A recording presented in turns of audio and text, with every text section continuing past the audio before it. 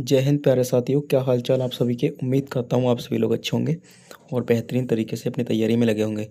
तो आज की सीरीज में फिर से हम लोग तीसरा प्रैक्टिस सेट लेके आ चुके हैं। 25 क्वेश्चन का रहने वाला है और बेहतरीन प्रश्न है भाई साइंस के। तो आइए इन क्वेश्चन को करते हैं। और चैनल पे अभी तक आप नए हैं तो चैनल को सब्सक्राइब जरूर करें सबसे पहले नोटिफिकेशन पाने के लिए, ठीक है। तो चलते हैं अगली, ठीक है। तो करते हैं स्टार्ट क्लास को। पहला क्वेश्चन आज का करेंगे हम लोग। क्वेश्चन में पहला क्वेश्चन है भाई, पूछा गया है प्रकाश की गति सबसे अधिक कहाँ होती है, ठीक है मेरे भाई। तो जो प्रकाश की सबसे अधिक गति होती है वो निर्वात में होती है, वैक्यूम में होती है मेरे भाई, ठीक है। करेक्ट उत्तर सी हो जाएगा, ठीक है।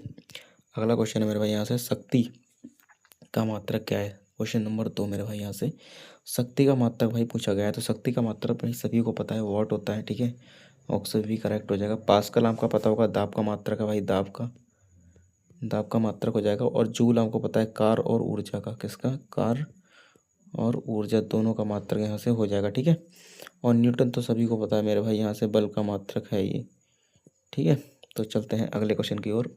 देखिए बेहतरीन तरीके जो एक्स्ट्रा मैं बता रहा हूँ ना, ये आपको ध्यान में जरूर रखना है, ठीक है। इंपॉर्टेंट है ये सारी चीज़ें। तो चलते हैं अगले क्वेश्चन की ओर। अगला क्वेश्चन रहेगा मेरे भाई 3 नंबर का, कोशिका का पावर हाउस किसे कहा जाता है मेरे भाई।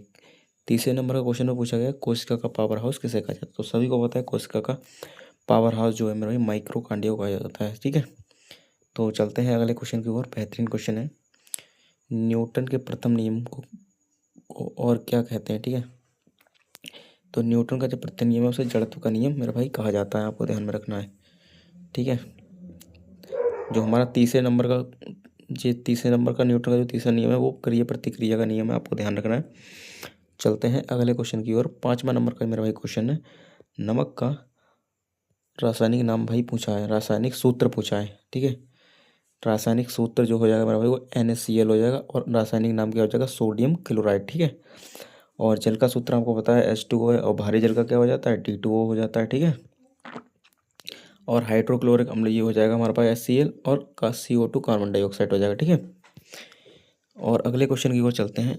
अगला क्वेश्चन है भाई 6 नंबर का क्वेश्चन, सूर्य की रोशनी से कौन सा विटामिन मिलता है मेरे भाई। यहाँ से सूर्य की जो रोशनी है इससे कौन सा विटामिन मिलता है मेरे भाई, आपको सभी को पता है भैया, यहाँ पे विटामिन डी हमको मिल जाता है, ठीक है। विटामिन ए हमें गाजर से प्राप्त होता है और जो विटामिन सी है ये खट्टे फलों से, जैसे संतरा हो गया, आंवला हो गया, ये बढ़िया स्रोत हैं इसके, ठीक है। तो चलते हैं अगले क्वेश्चन की ओर। अगला क्वेश्चन है, आधुनिक आवर्त सारणी किसने दी थी मेरे भाई। तो आधुनिक आवर्त सारणी सभी को पता है मोसले जी ने दी थी, ठीक है, ये वैज्ञानिक थे। और जो पुरानी वाली आवर्त सारणी थी, ठीक है, तो वो किसने दी थी, मेंडलीफ ने दी थी मेरे भाई यहाँ पे, ठीक है। तो और न्यूटन के गति के नियम किसने दिए थे, न्यूटन ने दिए थे, ठीक है। आपको पता चल रहा होगा न्यूटन के नियम से, ठीक है। तो चलते हैं अगले क्वेश्चन की ओर। पीने के पानी को शुद्ध करने के लिए कौन सी गैस का प्रयोग की जाती है, ठीक है। मेरे भाई यहाँ से पानी को जो शुद्ध किया जाता है मेरे भाई, किस गैस से शुद्ध कर सकते हैं हम लोग, क्लोरीन गैस से हम लोग क्या कर सकते हैं, पानी को शुद्ध कर सकते हैं, ठीक है। तो चलते हैं अगले क्वेश्चन की ओर। अगला क्वेश्चन है यहाँ पर, अगला क्वेश्चन है मानव शरीर की सबसे छोटी हड्डी कौन सी है, ठीक है। तो छोटी हड्डी पूछ लेगा तो स्टेपिस हो जाएगी, बड़ी हड्डी पूछता तो फीमर हो जाती है, ठीक है। ये हमारे पास कान में पाई जाती है, कान की हड्डी होती है। और ये हमारी क्या होती है, जांग की हड्डी होती है, जांग की, ठीक है। ये आपको याद रखना है मेरे भाई यहाँ से। चलते हैं अगले क्वेश्चन की ओर बेहतरीन तरीके से। अगर क्लास अच्छी लग रही हो तो वीडियो को लाइक, चैनल को सब्सक्राइब जरूर करें, ठीक है। और शेयर भी करते हैं अपने दोस्तों के पास। अगला क्वेश्चन रहेगा हमारा 10वें नंबर का क्वेश्चन, ये वाला, विद्युत धारा का मापने का यंत्र क्या है, ठीक है। तो विद्युत धारा आपको पता है, यह एमीटर से नापते हैं, लैक्टोमीटर से दूध की शुद्धता को मापते हैं, और वोल्ट मीटर से क्या नापते हैं भैया, किसका मात्रक हो जाएगा भैया, विभव मापा जाता है वोल्ट मीटर से, ठीक है। बैरोमीटर वायु दाब मापने का यंत्र है, ठीक है। तो आइए चलते हैं अगले क्वेश्चन की ओर। 11वें नंबर का क्वेश्चन रहेगा भाई, पदार्थ की चौथी अवस्था कौन सी होती है, ठीक है। तो पदार्थ की टोटल 4 अवस्थाएं होती हैं, वैसे तो 3 है, ठोस, द्रव, गैस, लेकिन ये चौथी अवस्था भी आ जाती है, ठीक है। अब तो टोटल कितनी अवस्थाएं हैं, 4 अवस्थाएं हैं, ठीक है। तो पहली अवस्था देखिए तरल हो जाती है, दूसरी अवस्था हमारे पास ठोस हो जाती है, तीसरी हो जाती है गैस। तो चौथी अवस्था के बारे में पूछ रहा है तो ऑप्शन नंबर डी बिल्कुल करेक्ट हो जाएगा मेरे भाई यहाँ से। जो सी अवस्था पूछेगा देखिए, पहली वाली ये हो जाएगी, दूसरी ये, तीसरी ये, और चौथी मेरे भाई प्लाज्मा, ठीक है। तो यहाँ पर जो है आपको चौथी अवस्था पूछेगी तो प्लाज्मा करेक्ट उत्तर हो जाएगा। 11वें का डी बिल्कुल करेक्ट उत्तर हो जाएगा, प्लाज्मा, ठीक है।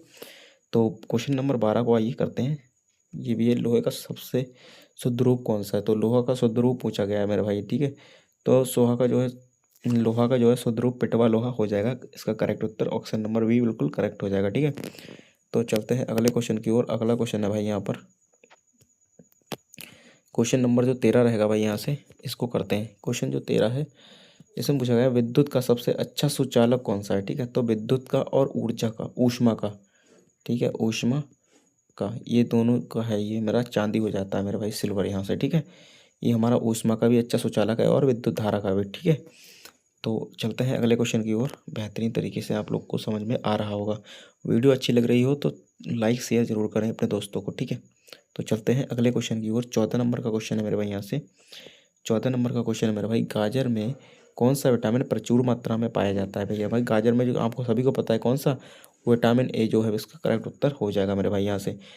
ठीक है, तो विटामिन सी जो है आंवला और संतरे, नींबू, इस तरह के खट्टे फलों में पाया जाता है। और विटामिन डी आपको पता है सनशाइन विटामिन, ये सूरज से प्राप्त हो जाता है हमारे पास। ठीक है, तो चलते हैं अगले क्वेश्चन की ओर। बेहतरीन तरीके से समझ में आ रहा होगा आपको।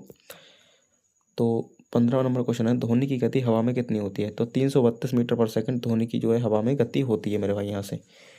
ठीक है, तो आइए चलते हैं अगले क्वेश्चन की ओर। 16वें नंबर का क्वेश्चन रहेगा, गोबर गैस का मुख्य घटक क्या है मेरे भाई यहाँ से। ठीक है, तो आप सभी को पता है मीथेन जो है गोबर गैस का मुख्य घटक है मेरे भाई यहाँ से। ठीक है, और सीएनजी का भी मुख्य घटक कौन सा है, मीथेन है।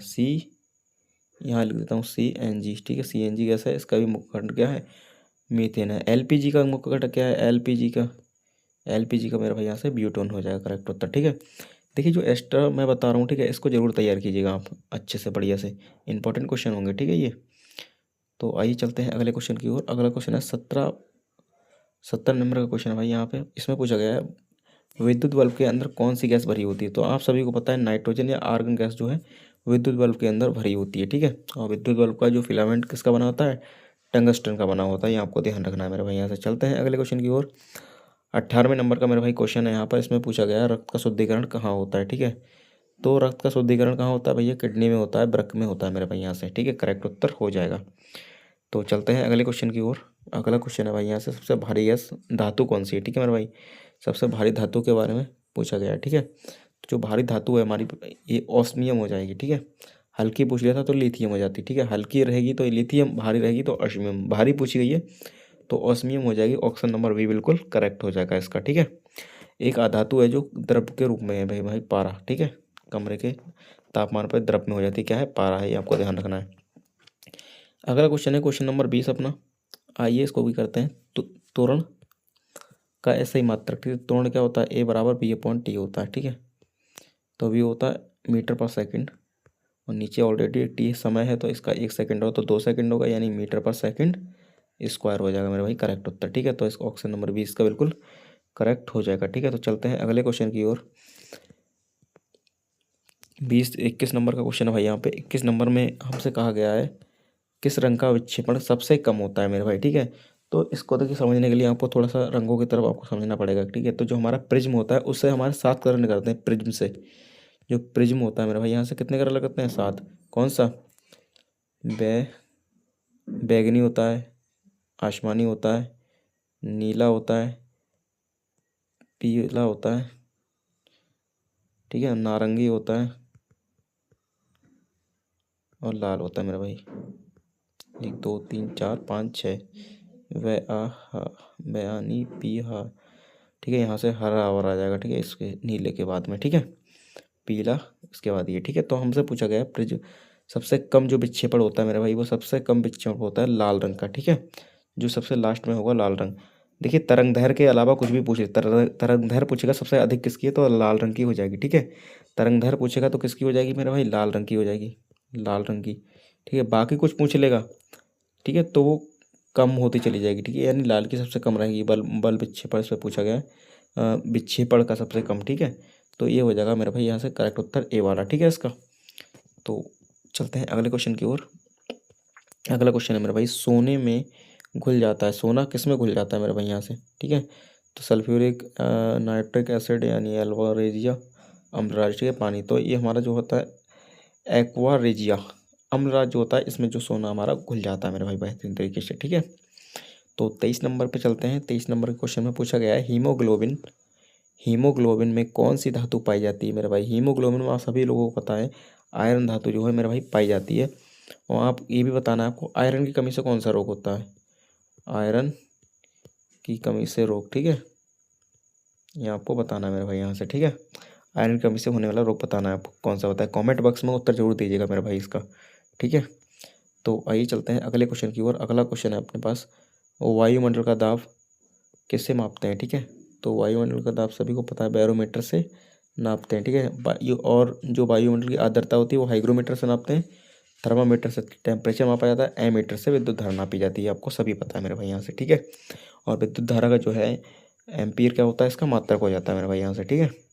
तो आज की क्लास का लास्ट क्वेश्चन, इस प्रैक्टिस सेट का जो है लास्ट क्वेश्चन हमारा रहेगा आज, क्वेश्चन नंबर 25 लास्ट रहेगा। और आइए इसको भी करते हैं। कार्य और ऊर्जा का मात्रक क्या है, मैंने पीछे आपको बताया था पहले क्वेश्चन पे, कार्य और ऊर्जा का मात्रक क्या हो जाता है, यहाँ पे जूल हो जाता है मेरे भाई, ठीक है। और जो है हमारे पास ऊष्मा का मात्रक क्या होगा, कैलोरी हो जाएगा मेरे भाई यहाँ से, ठीक है। वाट तो आप सभी को पता है शक्ति का मात्रक होता है, शक्ति का, ठीक है। और न्यूटन जो है वो बल का मात्रक है मेरे भाई, बल का, ठीक है।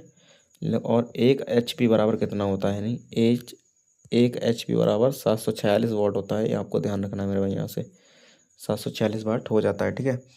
तो क्लास अच्छी लगी हो तो वीडियो को लाइक, चैनल को सब्सक्राइब जरूर करें और अपने दोस्तों को शेयर कर दें, ठीक है। तो ऐसे ही क्वेश्चन के लिए बने रहिए हमारे साथ, मिलते हैं अगले वीडियो में, तब तक के लिए जय हिंद, टाटा, बाय बाय, अपना ध्यान रखिएगा।